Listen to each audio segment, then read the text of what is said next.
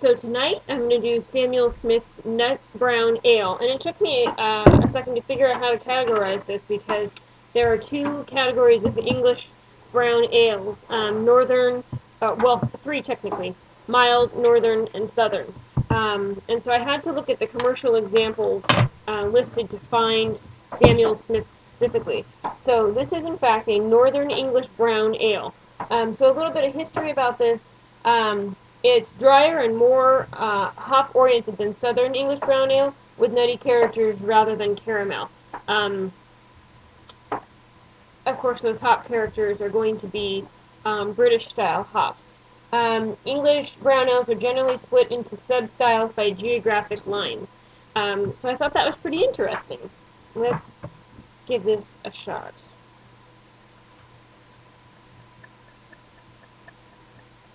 This bottle does not have alcohol by volume on it, so the range for this category is 4.2 to 5.4%. Take a peek here. So aroma.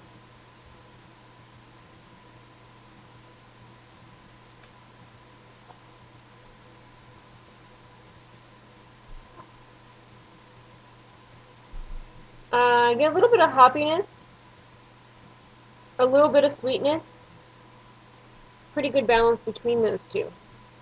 And appearance-wise, it poured with a decent head, but it has dissipated. It's kind of an off-white head, but the color is beautiful on this beer. Unfortunately, you can't see as well as I can, being behind the light source, or in front of the light source from where I am. But it's a beautiful, rich amber, kind of like a rich amber brown, and it appears to be lightly carbonated, and we'll see how that turns out when we get into flavor.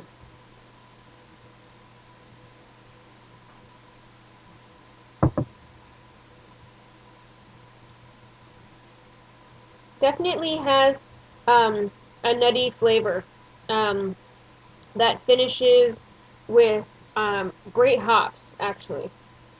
I really like English hops. I've decided. I even have an English IPA that I'm fermenting right now that I'm excited to give a try. So it has a slightly metallic taste to it, just slightly.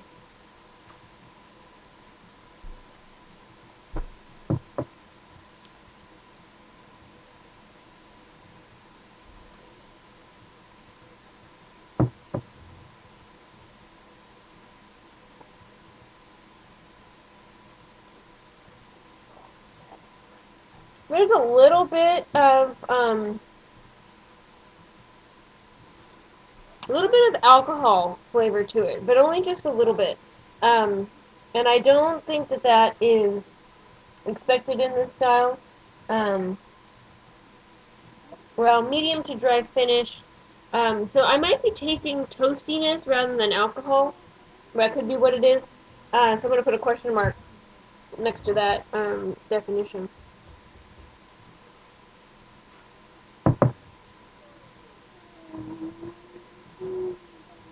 It's a medium body. It's nicely carbonated, not too much. And it has a little bit of astringency to it. That's enjoyable. It's really great. It makes you want to go back and have another drink.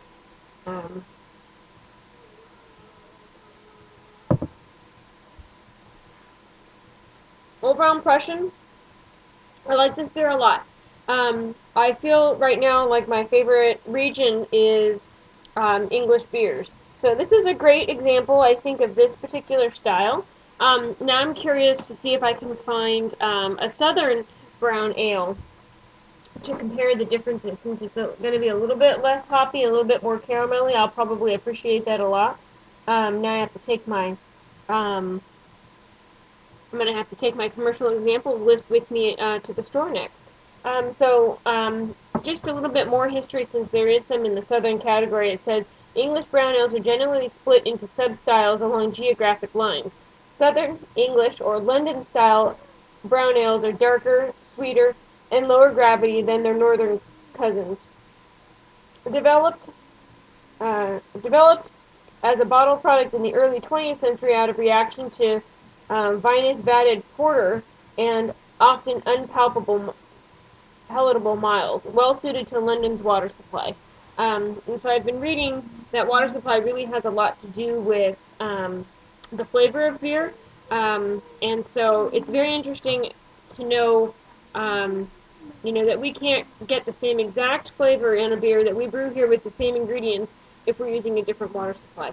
So that's where they sell water conditioning at beer brewing places, so that way you can get exactly the right kind of water for your style.